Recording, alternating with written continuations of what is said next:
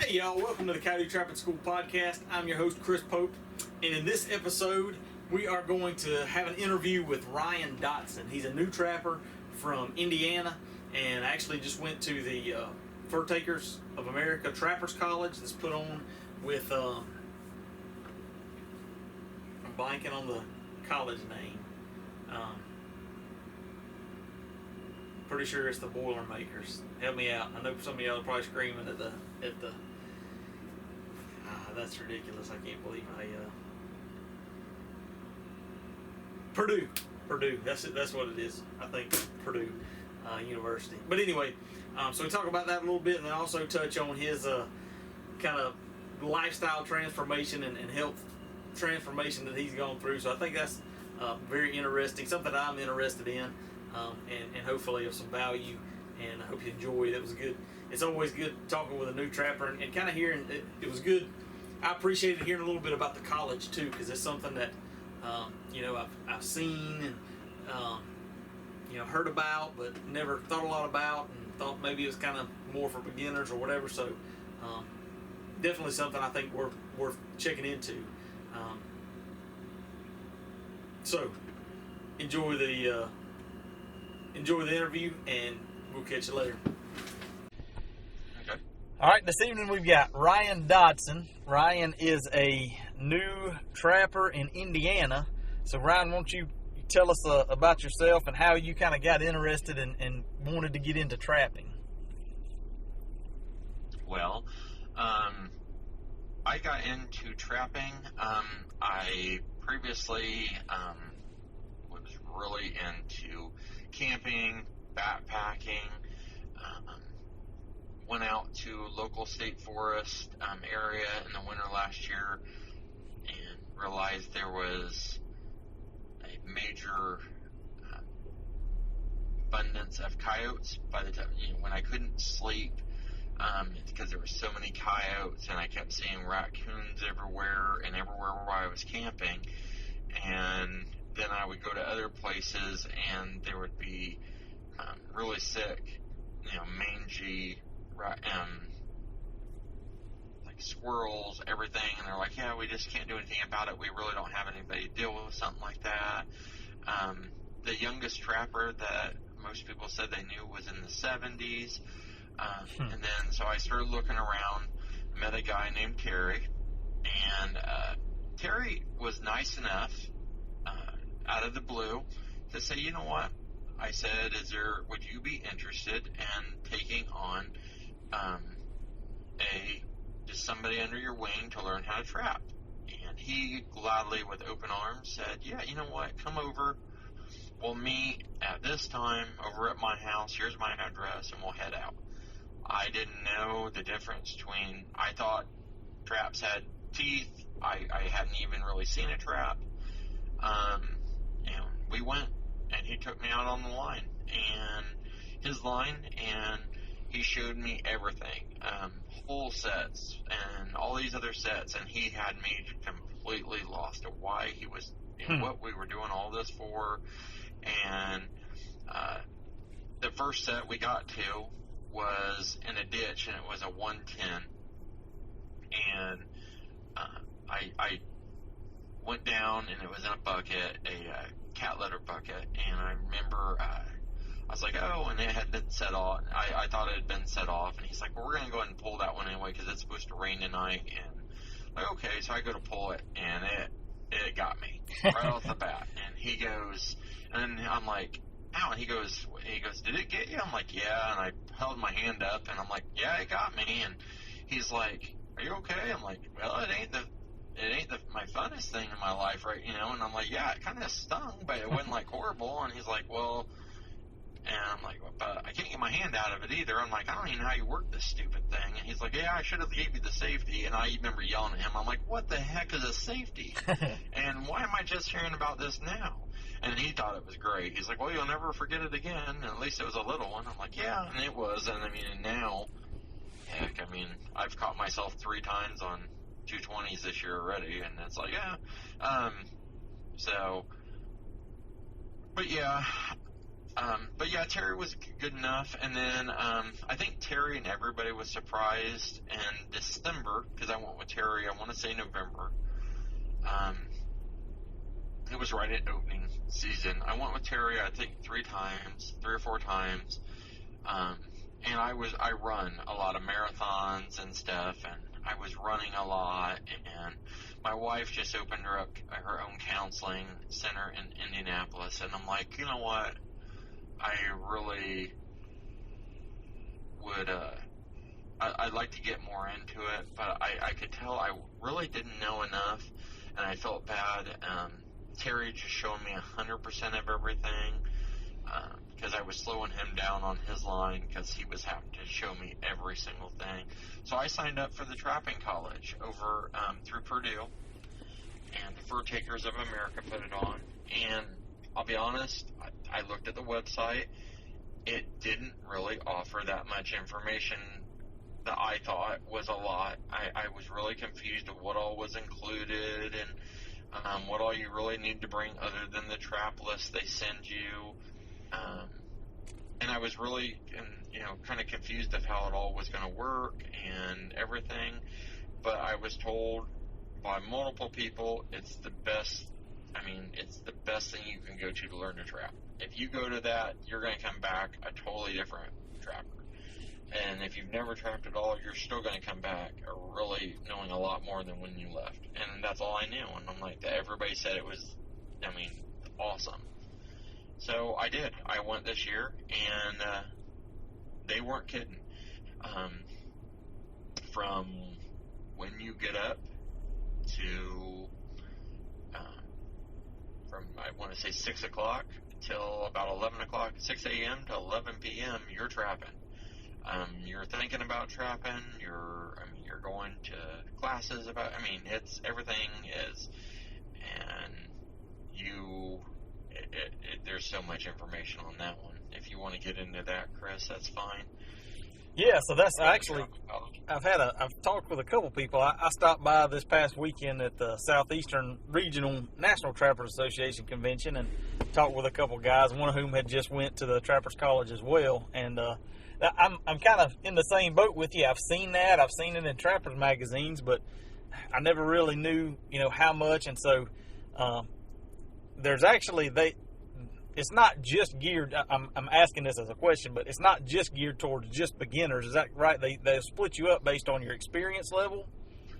Yeah, when you get there, they have, on day one, they will do an interview. And it's not nothing. It's like 5 seconds.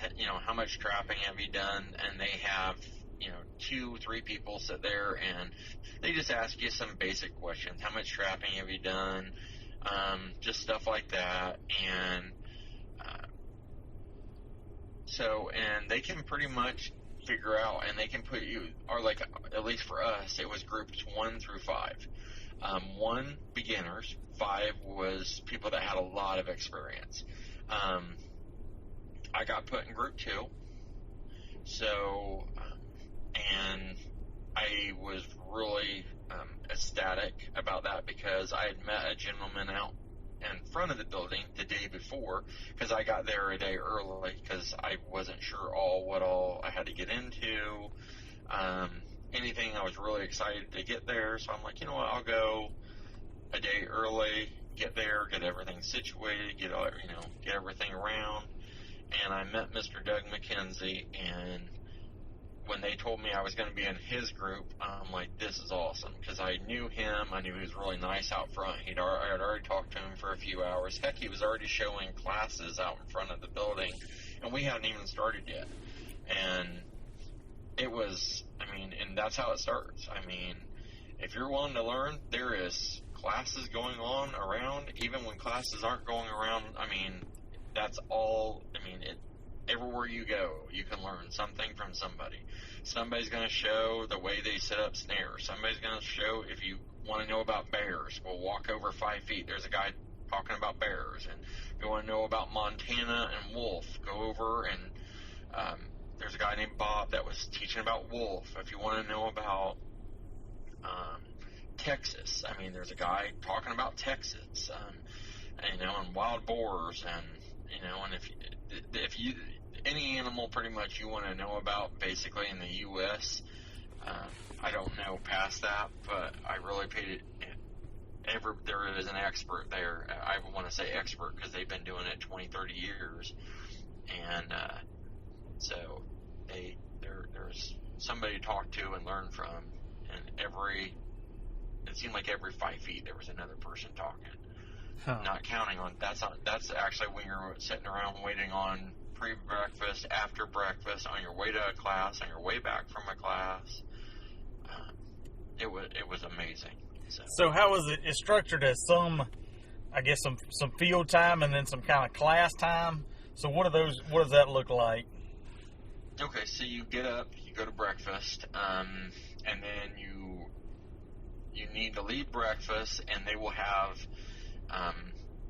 usually it's the guys that work for USDA, DNR, conservation officers, stuff like that have state vehicles.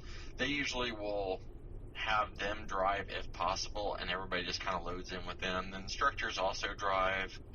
And then also there's some people that drive, and then the school will help them with gas. They were really nice about that. So anyway, they'll wait for you, and so you got till about 7 o'clock. You need to be out by the trucks, and then they go take you out in the field, and you are trapping. Like my group, they taught us how to bed traps. And I'll be honest, the first 3 days, I thought I messed up. I thought, man, I have messed up. I don't know anything about bedding traps. And the first day I was banging my, I was like, man, I suck at this. And they were like, whoa, well, here's what we do. And they were, Dwight Gillock and, all them, that was another teacher. He helped me, and he was like, oh no, here's what I want you to do. And, then Jan, there's another gentleman that was our teacher. We had 3 teachers per group. So, they ain't just one teacher. And they were all just, here's what I want you to do. And then they would critique your trapping. They're like, well, why did you do this? Why did you do that? Well, and then they would, touch your trap on the edges to see, well, you're really loose. Now you just made a digger, or, this or that. And, you need to make a better approach. You need to put your whole set at more of an and then they told you the reasons why, and they broke it down majorly.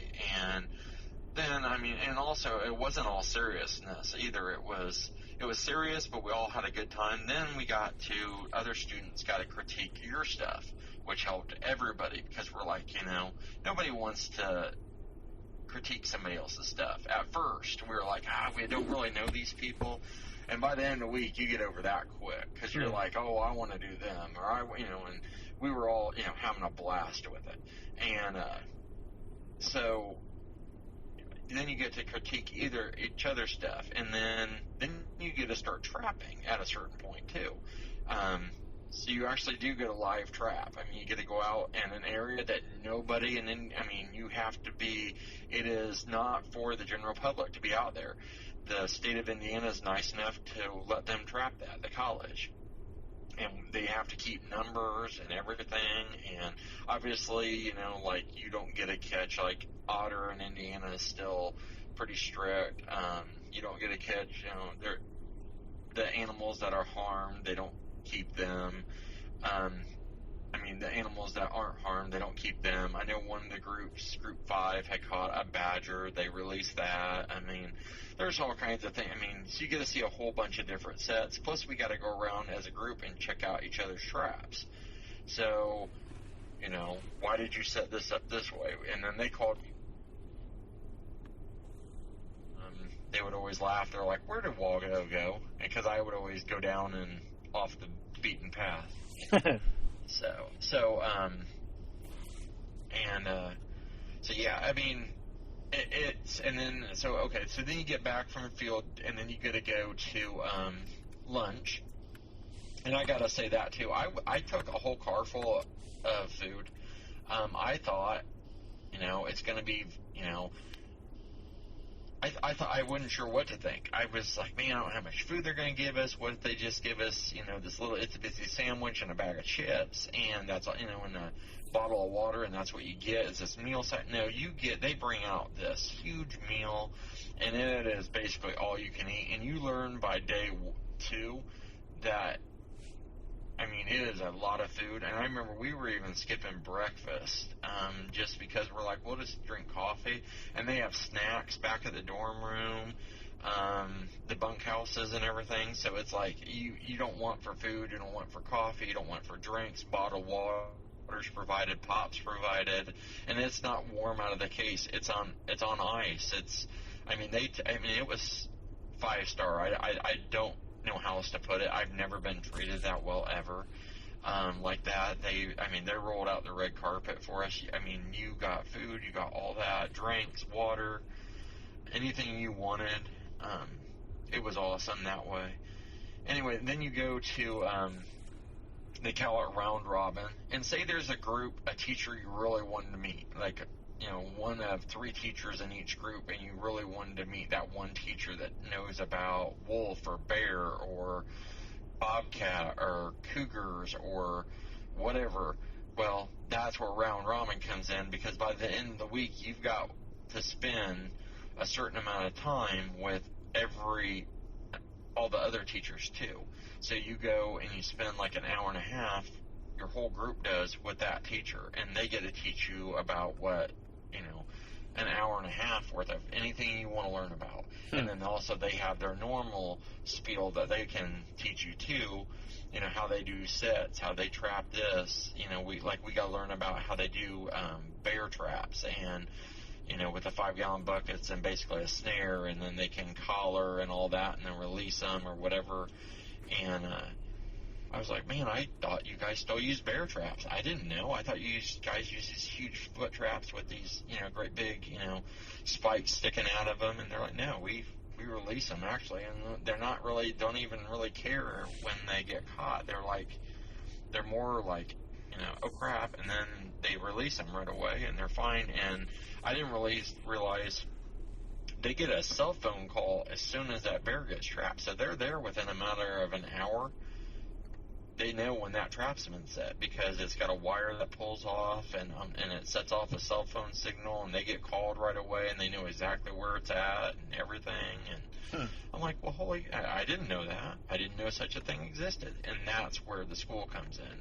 They teach you so much education about, they said, and it's 100%, and I was warned that, it's like drinking out of a fire hose. Is exactly what it feels like. You are taking in, and they tell you to keep notes. You can't do live video, but you can take pictures.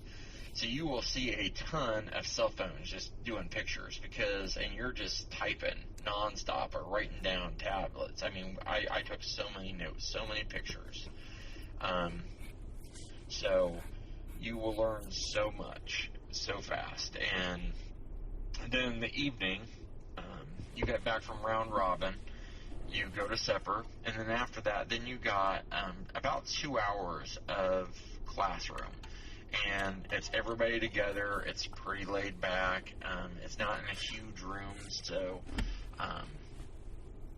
yeah, and you can listen. You can listen to an instructor talk about any subject basically you can think of. They cover on that, from fur handling to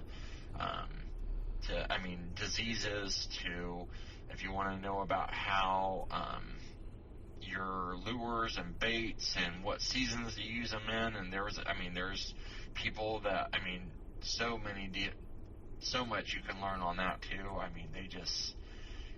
Once again, I couldn't keep up with that. I was writing as fast as I can, and it was so much information. I'm like, wow, how are you ever going to, I asked other people, I'm like, how would you ever get all that information? And they're like, you would have to come back. There's just so much information. There's no way to possibly even, heck, I'm still going through my notes now and pictures, putting it with it, going, oh, well, that's what they're talking about, and this and that, and it was amazing. So how many people are in, like, your field groups? How many people are in those groups? You mean teacher, you're talking about actual the people in your class? Yeah, like when you go out to set traps and learn about Okay. setting traps. Honestly, not that many. Let me see. 13 was in my class. Okay. We had 13 people, but you had 3 instructors. Right. And so if you add, I mean, I'm not going to do the math there, but it wasn't like you was like hard to get a teacher. It was more, they were just walking back and forth, and then it was, and they can pretty much, you're right side by side by everybody anyway. And then, see, it was awesome that way, because I was, like I said, when I first got there, the first 3 days, I'm sorry, the first 3 hours, not 3 days. It seemed like 3 days, but it was 3 hours of straight trapping. And I've never dug a trap bed. I've done it in November, but there it was really hard ground, and I got to admit right away, I was like, man, this is a lot more work than I was planning, because it was, your bed, you didn't bed that very well. We're going to start all over. So move over one. Move over a little bit and start all over again. Well, how many times in 3 hours can you redo a trap? I mean, we pretty much plowed that whole little area for them pretty good. Between hole sets and that's when, right away they let us know, this is why you need to put that hole. And I was like, man, that's one good thing is I did get really good instruction on all that, because I had been told, Mr. Terry had told me, you need to make it an angle so they can't come up. And I was like, oh, okay, now. And then also when you get out of school, I can say, last week I got to, let's see, I started practicing a little bit, and you start figuring out real quick that everything you learned at the school is great, but it was kind of supervised. So now you're in the real world, and you've got to get your own way going and your own way of doing everything, and how you're going to put, your stuff away, and what stuff you're going to need, and all that. And then right away I realized that's like, okay, now remember, you're not supposed to get your scents out until you've already covered up your trap. Otherwise, you'll get, when you open your container, it could drop, the scent in with the trap, and now you've created a digger that way. And see, that was all the things and that's why I went to the school. I paid the $1,400 out of my pocket, because I'm like, I would rather learn that way. And see, that saved me a lot of time and headache and gas and not knowing why the animals keep digging up my traps. And I kept hearing people say, it took me 10 years to figure that out. Well, the school helped me, and for me, it saved me a lot of time and heartache, and so to me, it was worth it. Yeah, definitely. Either you got to pay your dues by putting the time in, or putting some money to go learn from some experts. So that's for sure. I could see the value of that investment. And that's kind of wrapping up on that. That was a full week. Is that like a Monday through Friday? No, I got there on I think it was Sunday. I got there on Saturday. I got there a day early. You need to be there on Sunday. You leave on Saturday about noon. I think we were out of there by Saturday at noon. Okay. If I remember right. And then, but yeah, it was, but like I said, it is jam-packed. I mean, and it was weird, because after our last day, it was like everybody was staying around looking at each other, like, and we all said we felt really weird, because it felt like we should be on our way to a class or eating, because you were always on the run, and you should felt like you should be somewhere. And so then the week, it felt like, wow, everything just suddenly slowed down and like to a creep, and you're like, wow. And then you have graduation and all that stuff, and it was just really, that was really nice too. I mean, and gotta, hang out with everybody a little bit before you left, and that seems to be when everybody started hitting each other up on, hey, get with me on Facebook, and hey, get a hold of me, and here's my number, and I got a lot of people, and luckily that has come in big handy because I've had a lot of questions, and so have they, about different things and traps and modifications, and I'm sure you can, and a lot of people can probably agree on that when you first start, you have to buy everything. So you only have, say, this, we'll keep it simple, $10. Well, you got to figure out how to make $10 stretch. So so you have this much money. What all can I buy that I need for that $10? Well, so that's what I was at. I was like, man, how can I make this stretch? And what do I really need to buy that has to be, like I got told, like, to make sure that I got like a stalker driver. Isn't that his name, Stalker? Yeah. Yeah, okay. And I gotta admit, I've been playing with that, and wow. His stuff, I've been using his Wolfang driver, and I got that actually at the Fur Takers of America. I went down to Evansville, and that's another thing. I've all new to all this. So I went to Charlie's over at Hoosier Trapping Supply, the 7B, and classes again. And I took all those classes, and I will continue to keep taking classes. If somebody's wanting to teach out there or show how they do stuff, I'll be glad to, I'll listen. You don't have to agree with every single thing everybody does, but if you can learn one little thing they did, what if you just like the way they carry their tools? What if you like, well, I never thought about this or that, or, something, then why not do it? And so then I went to 7C's, which is down at Evansville, which is about 3 hours from me, and I went to theirs, and that's when I found that driver. And when the F&T guys had it, and I'm like, you can tell that baby blue. I'm like, hey, and he's like, yeah. I'm like, what kind is that? It's a Wolfang. I'm like, oh, I'll take that too. And so I bought that one new, and so that worked out. And I immediately texted the stalker. I'm like, hey, I just bought your stuff, so don't think I didn't buy it. And he's like, okay.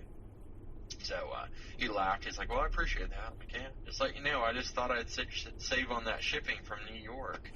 So that's horrible. So the shipping. But anyway, so yeah, that was a big one, is trap modifications, this scent, all these little things that everybody does. And I've been asking, and a lot of people have asked me, well, how do you figure, and I've asked you, how many times I've asked you, Chris, what about this? What about this? What about this? What about, and that's where getting along with people and just open communication about what they think about this or that, and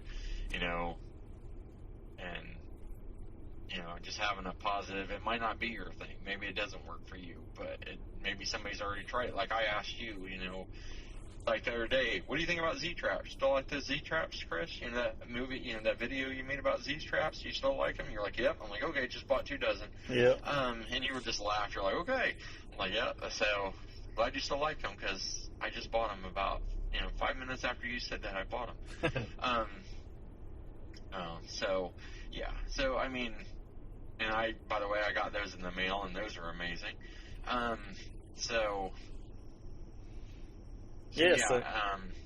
That I was just thinking, you talking about Tom Stalker. I think it's called Stalker Fabrication, but you can look him up on. I don't know if does he have a website, or does he just operate off of Facebook? He has a website. He has all that. Plus, he does trap modification. He sells tumblers. He sells anything. And another thing is, he does custom stuff too. So I mean, I've looked up his stuff and his. And another thing is, like, if he sees you're on one of the trap ring things and you say, like I saw him say there was a guy that had one of his drivers for like 3 years and had used that. He said he had used the tar out of it and it had finally broke. And it was funny is there was no, oh, bull, and you were rough with it. He said, Mr. Stark said, send me your address. I'll send you out a new one. It should have lasted longer than that. 3 years, and he's been beating it with a hammer into the ground, and he didn't even ask to look at it, nothing. He's like, yep, I trust you. I'll send you another one. Yeah. I know who you are. I know you bought it off me, and my stuff's guaranteed. And he knew, I mean, his stuff, if you look at it, and like I said, it's beefy. I mean, if, you know, it's probably three of, because I looked at some of the others, and his, after I got his, it's 3 times, I mean, it's beefy. It's welded, and it's nice, and it's just awesome. And now I don't know him personally. I like I said, I've only looked at his gear, and I've looked at the reviews of all the people that trap, and they're like, oh yeah, you know, his stuff is awesome. And if you're new, you can't go wrong with buying his stuff, because you buy once, cry once, or you're going to buy 3 of the other ones. And, you know, if it's something like, you know, a sod buster or something you know you have to have, other than the shipping, which you're going to have to pay shipping anyway from anybody else you order from, but then you're done. You probably won't have to buy another one of those, probably. Yeah. I don't know. But unless you're like me and you almost lose everything, you forget everything. And then, yeah, because it didn't take long. I learned that spray paint comes right back off when you start banging on it. So I was like, uh-oh. So I didn't think that one fully out. I guess that's the new, I call it the new guy issues, because I'm learning very fast. That I'm like, oh, that paint didn't stay on that. You know, like the whole driver I got from F&T, I was trying it out, and well, the paint lasted about 5 seconds on that, and so you got stuff like that. So, but yeah,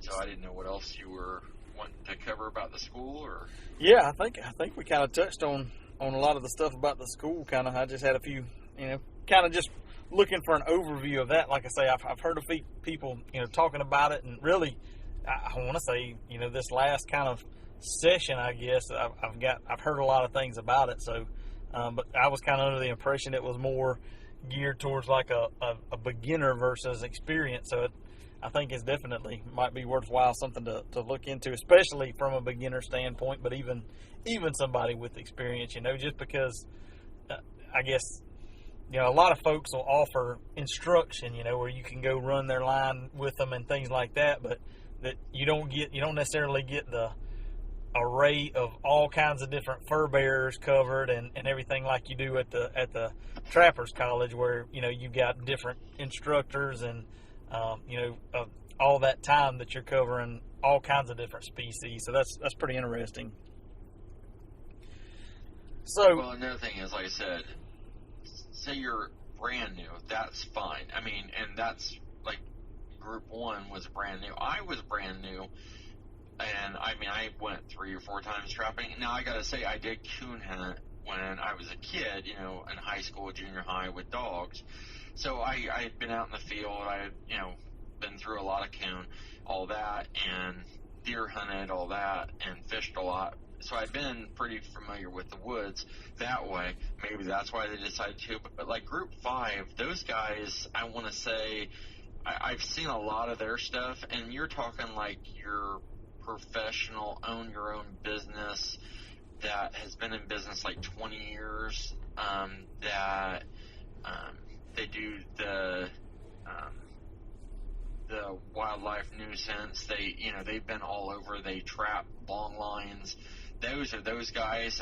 There was some guys that are local to me that now I've seen, here and there and everywhere, and they were Group 5, but they were guys that have been doing it for years and years. So, I mean, they even went on their own. They paid on their own dime, too.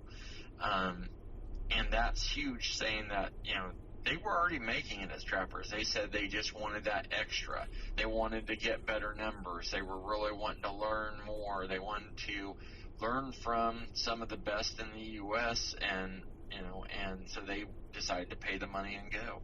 And then it says a lot, because, like, me and my wife were talking this morning, and we're talking, I mean, it sounds like I'm going to go again for this year. I'm going to definitely go again this year. I'm going to go ahead and pay the money and go again this year. So I'm going to go 2 years in a row. So that's how much I thought about it. I thought it was amazing. but it's so much information. So, and I know I had talked to you previously and about, I used to weigh 540 pounds like 3 years ago, and I had started running all that, and it does kind of worry me of how many people I hear, see that go out and like right here soon start trapping and want to run these long lines, or they're going to walk way back in the woods and carry all their gear, and they health-wise, they don't realize how much work it is. And then when the snow starts flying, like if you're from Indiana or wherever that has snow or mud or rain, and how much work that actually, carrying stuff back, carrying your gear out, and all that, with the weight or your health issues. And so that's one I would have never probably done this back when I was 540 pounds. So now I'm lucky enough that now I run, a lot. So I've lost over 300 pounds. Oh. That now I can, start. Now I can appreciate. Now I watch people. I'm like, man, they're really having a hard time with this, and health issues. But then there's guys. I mean, there's guys in our class that that I see trapping. They're 70 plus years old. They're still still kicking at it. So I mean, and they just use side by sides, or they said that they only trap from 2 feet away from the Ranger or Gator or whatever they have, and it's like, oh, okay. So there's that way too, I guess. And just like you get your handicap people that deer hunt, they use their wheelchair, they just figure it out. So yeah.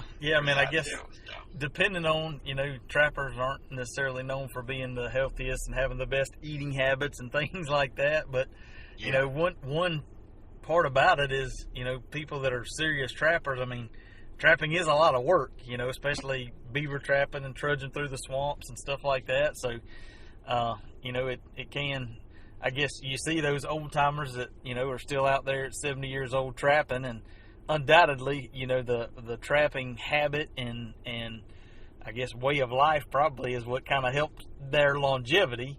At the same time, there's a lot of guys that, myself included, that could probably improve or because I'm not a trapper, year round. I got a day job that requires a lot of sitting in an office or sitting in the truck, and so not exactly conducive to a healthy lifestyle all the time, except on the outside of putting effort towards doing that, And so I was wanting to touch on that, just kind of your weight loss, and what does that look like? What is kind of, you said you run marathons. How do you prepare? That's something I've kind of been interested in, and I've ran several 5Ks, and that's a long way from a marathon. But how do you kind of prepare and train to get ready to run a marathon?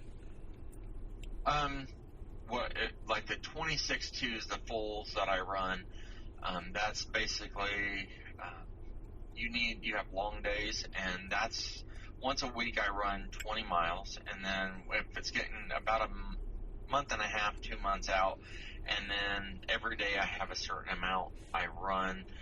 That might be a 5K, like you said, 3.1 miles out at my local state forest. And it's really hilly, it's dirt. I've learned to pretty much stay off the asphalt concrete now and stick with dirt if I can, because of the non-stop pounding on my joints aren't like they used to be. Especially I went from being really heavy to so it's not real pretty of me, with all this extra skin, from 540 to losing over 300 pounds to what I weigh now. So it's like, man.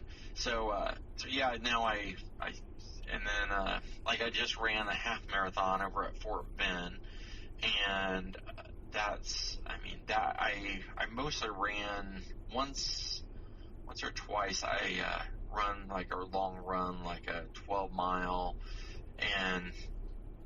but mostly I stuck to 5Ks on that one, because I knew it was super hilly for Indiana. It's super hilly, and I'd ran it last year. Last year I ran 65 races in 1 year, and I tied the group I'm part of is called Corn-Fed Spartans, and I tied for first place it's called a Grand Prix, and I tied another gentleman, and they then a lady named Melissa. She got the ladies' points, but she was at every race I was at, and they gave you certain races you had to be at, and you could pick from. And there were certain weekends I'd do 3 races in a weekend. Oh. So I might do a half marathon, and actually I did do this. I would leave Indianapolis, do a half marathon, have to be in Hell, Michigan, but in the next morning, and then in the afternoon I had to be in another state to do another race. By the afternoon, that's what it was. I ran a half marathon, went and ran a WTF, which is it was like a 10-mile in the snow and ice and rain. It was horrible. It was flooding. It was cold, and then I left there and went to Chicago, ran a half marathon, all in one weekend, and it was horrible. And I just had shoulder surgery the same week.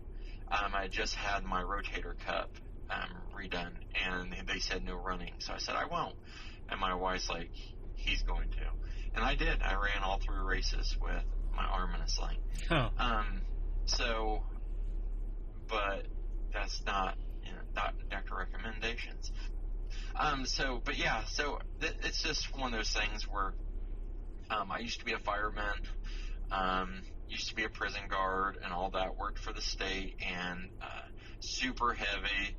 And I can say, they used to have PT at the prison, and I couldn't even run a mile. I thought, man, who in their right mind would run a whole mile in one time? I mean, there ain't no way. I'd never, So, and then when I started losing weight, it was funny. I went and my son actually took pictures, which is pretty cool. He took it with his iPad when he was like 3. Yeah, he was 3. And it was walking in a gym, just one circle of a gym, just a half a gym. That's all I could do. And then I started walking 2 laps of the gym. And that was a week later. And then next thing I know, it just kept going from there. So then one day I just started jogging, and then that turned into some guy said, hey, what do you think about coming out running a 5K with us? And you can walk. You don't have to run it. And I did really good on that. It was cross country. It was with American Multisports, and out of Muncie, Indiana, and it was great. And I got addicted, and I loved it, and I thought everybody was really nice, and I got part of the group I'm part of, and it was like a big family, and they woke, and it's a lot. It kind of ties in the same as trapping. Once you get in with some of these guys, and now I've like I said, I'm new to all this, but now I can go to, like I went to Evansville. 2 of the guys from my class were at Evansville.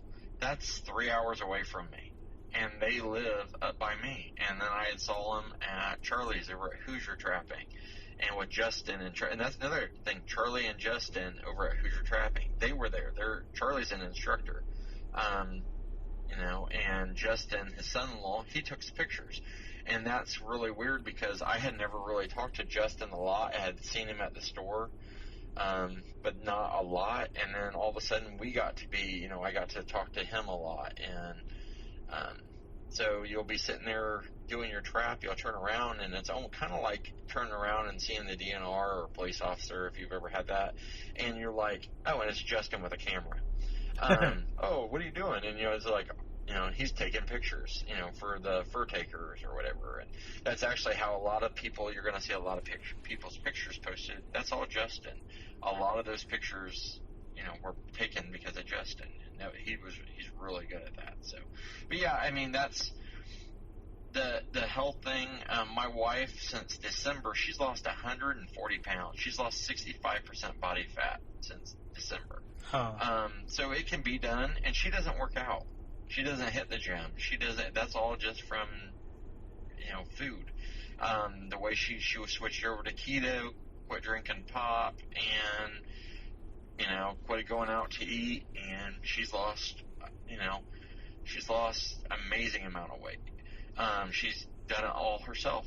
She didn't ask for my help. She did nothing. She did it totally different than I did. I ran, I walked, I hiked, everything. She didn't. She did it her way. And I think that's something somebody's got to find the best. And I had somebody tell me that the best exercise is the only one that you'll do. So Right. don't ask 50 people, what's your favorite exercise? What's your favorite exercise? What's your favorite gym equipment? You have to go and figure out what's going to work for you, because, like me, elliptical makes me sick. I can't run on a treadmill. I would rather go out and run in the snow in the middle of 20 below zero than run on a treadmill. I have a treadmill, and I will run on it if I have to, but I've learned not to. I don't like to. Right.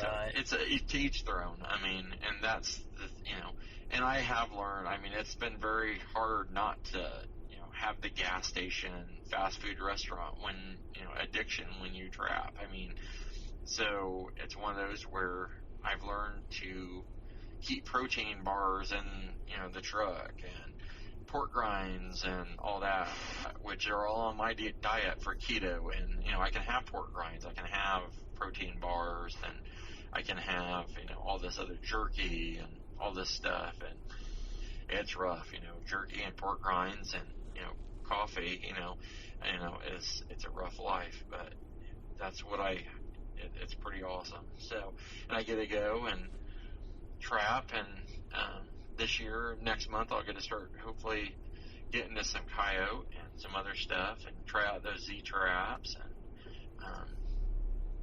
so That's awesome. Now that I think that kind of wraps it up well. I think one thing that is becoming more evident, on the health thing, is how the decisions, in your lifestyle now is going to affect when you're 60, 70, and 80. And being a young man and thinking about that, I want to make sure that I am still able to trap and do those things when I get older. So I think that's always good information to hear and be reminded of. So, yeah. Well, Ryan, man, I appreciate you reaching out and getting with me on this. I think it was good to hear about the Trappers College and kind of get a rundown on that, and pretty incredible to hear your story of kind of a life transformation, and then getting you into the trapping community. And also, I appreciate the time, and best of luck this season is all I can tell you. All right. Well, I appreciate it, Chris. And like I said, your videos have majorly helped. I think I've watched and commented on, I think, most of them.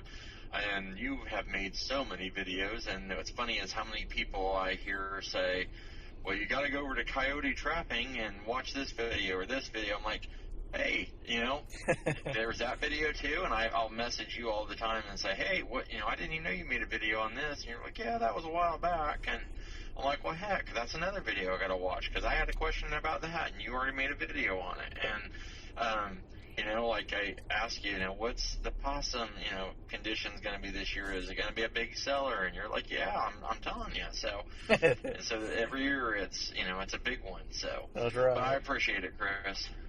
So yeah, well, like I say, I appreciate it, and it's hearing that feedback is what makes it all worthwhile. That's what stopping at these conventions, the bigger ones that I've been to. This is the first year I've gone to those, but having people just out of the blue recognize me and approach me and thank me, that's something I never expected, never intended, but it is good to hear that feedback, and what I'm putting out, it is helping folks. So that's what I'm trying to do. So all right, well, it definitely has helped me. So all right, well, thank you, Chris. All right, man, have a good one. Thank you.